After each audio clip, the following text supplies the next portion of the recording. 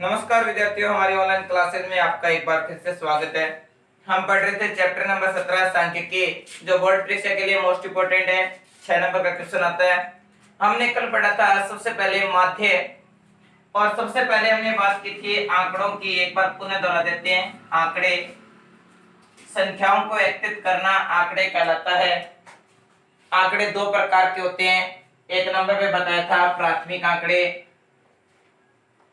प्राथमिक आंकड़े वे आंकड़े होते हैं जो पहली बार इकट्ठे किए जाते हैं, प्राथमिक आंकड़े कहलाते हैं। और 2 नंबर पे पढ़ा था हमने द्वितीयक आंकड़े। द्वितीयक आंकड़े वे आंकड़े होते हैं जो किसी व्यक्ति विशेष द्वारा पहले से इकट्ठे किए होते हैं, क्या कहलाते हैं? द्वितीयक आंकड़े कहलाते हैं। इसके बाद हमने सबसे पहले पढ़ा था माध्य, और माध्य के अंदर हमने दो चीजें पढ़ी थी, एक तो वर्गीकृत और एक अवर्गीकृत माध्य। एक तो वर्गीकृत पढ़ा और एक अवर्गीकृत पढ़ा था। सबसे पहले हम बात करते हैं अवर्गीकृत के। तो हमने फॉर्मूला पढ़ा था x बार बराबर राशियों का योग बटे राशियों की संख्या या आंकड़ों का योग बटे आंकड़ों की संख्या। राशियों का योग बटा राशियों की संख्या, ये हमने पढ़ा था। सबसे पहले इसके लिए हमने पढ़ा था अवर्गीकृत हो तब पढ़ा था। इसके बाद आती है बात वर्गीकृत की। वर्गीकृत में सबसे पहले हमने पढ़ी थी प्रत्यक्ष विधि, और प्रत्यक्ष विधि के लिए फॉर्मूला होता है x बार बराबर सिग्मा एफ आई एक्स आई बटे सिग्मा एफ आई। यहाँ पे एक्स आई क्या है? एक्स आई होता है निम्न सीमा प्लस ऊपरी सीमा बटा 2। अब निम्न सीमा क्या होती है और ऊपरी सीमा क्या होती है? देखो 0 से लेकर 10 तक है, तो ये 0 निम्न सीमा है और 10 वो क्या है? ऊपरी सीमा है। और जो ये आपका इस प्रकार का निशान है, इसको हम बोलते हैं सिग्मा, और सिग्मा का अर्थ होता है जोड़।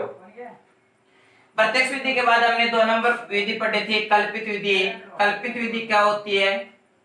देखो विधि तीनों अलग अलग हैं, लेकिन माध्य तीनों का एक ही आता है, यानी आंसर तीनों का एक ही आएगा। कोई भी एक क्वेश्चन लेके हम करके दिखाएंगे, तीनों विधियां उत्तर सेम आएंगे। इसके लिए फॉर्मूला होता है x बार बराबर a plus sigma F I D I बटे सिग्मा एफ आई। यहाँ पर a होता है कल्पित मान, और बात की थी डी आई की, तो डी आई होता है एक्स आई में से a घटाओ, और a हम अपनी मर्जी से उठाएंगे, अपनी कल्पना से उठाएंगे, वो क्या होगा? कल्पित मान होगा। इसके बाद फिर हमने पढ़ा था नेक्स्ट 3 नंबर विधि, जिसको हम बोलते हैं पद विचलन विधि। देखो पद विचलन विधि कैसे होगी। तीसरी विधि है पद विचलन विधि। इसके लिए फॉर्मूला होता है x बार बराबर a plus sigma F I U I बटे sigma F I into H. h होता है आप लोगों का वर्ग अंतर। क्या होता है? वर्ग अंतर। और u है वो कैसे निकलता है? di में किसका भाग देते हैं? x का भाग देते हैं। और h कैसे निकालेंगे? ऊपरी सीमा में से निम्न सीमा घटा देंगे। ऊपरी सीमा माइनस निम्न सीमा, जो आपका अंतर आएगा वो क्या होगा? h होगा। यहां तक हमने क्लियर किया था। आज हम पढ़ेंगे 17.1। 17.1 जो क्या है? अवर्गीकृत माध्य। अवर्गीकृत माध्य ज्ञात करना है प्रत्येक क्वेश्चन में। तो कुछ क्वेश्चनों में आपको औसत शब्द देगा और कुछ क्वेश्चनों में क्या देगा? माध्य देगा। तो देखिए आपकी 17.1। 17.1 में हम क्या क्या देखेंगे? देखिए क्वेश्चन, देखिए क्वेश्चन नंबर 1।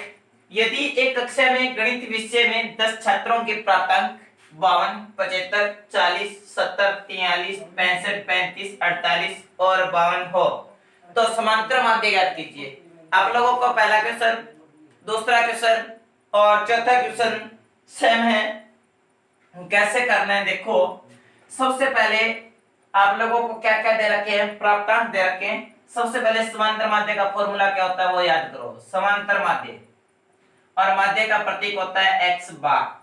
राशियों का योग बटे राशियों की संख्या। राशियों का योग बटे राशियों की संख्या। x बार जोड़ो 52 plus 40, 52 plus 75, plus 40 plus 70 plus के 43 प्लस के 65 प्लस के 35 प्लस के 48 और प्लस के 52। इन सभी का योग करेंगे।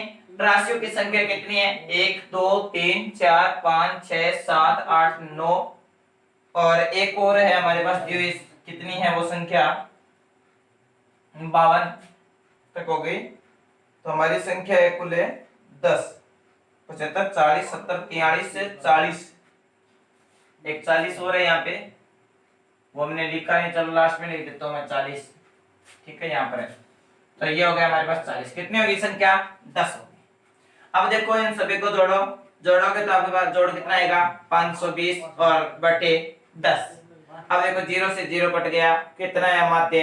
52 आया। अतः तो समांतर माध्य 52 होगा। इसी प्रकार से आप इसका दूसरा क्वेश्चन, चौथा क्वेश्चन करोगे, कहीं भी कोई प्रॉब्लम आए पूछ लेना। क्वेश्चन नंबर 3 देखिए। क्वेश्चन नंबर 3 में क्या करना है आप लोगों को? क्वेश्चन नंबर 3 देखिए। क्वेश्चन नंबर 3, यदि 3 4 8 5 और x 3 2 1 अंकों का समांतर माध्य 4, क्या दे रखा है? अंकों का समांतर माध्य। एक नंबर बात यहाँ पे नोट होती है, अंकों का समांतर माध्य, यानी आप लोगों को दे रखा है x बार कितना? 4। दूसरी चीज पूछिए x का मान ज्ञात करो। किसका मान ज्ञात करो? x का।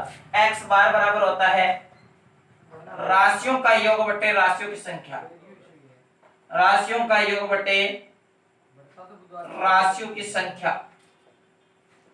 अब देखो x बार राशियों का योग 3 प्लस का 4 प्लस का 8 प्लस का 5 प्लस x प्लस का 3 प्लस का 2 प्लस का 1 है, और अपॉन 1 2 3 4 5 6 7 और 8 है तो 8 आ गया। अब देखो x बार की वैल्यू कितनी है? 4। 4 और 3 7 8 15 5 20 20 और 5 25 और 1 26। 26 प्लस का x बटे में 8। 8 को 4 से गुणा करेंगे, 8 चौका 32। 26 प्लस का x, ये प्लस का इधर जाते किसका हो जाएगा? माइनस का। तो 32 माइनस का 26, यानी x का मान कितना आया? 6। तो जो हमारा x की वैल्यू है वो कितनी होगी? 6 होगी। x का जो मान है वो क्या होगा? 6 होगा।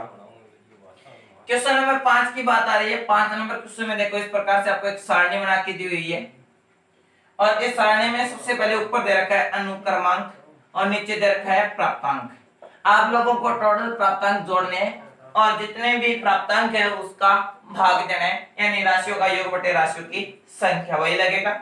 इसी प्रकार से छठा क्वेश्चन है, हमें औसत संख्या पूछिए।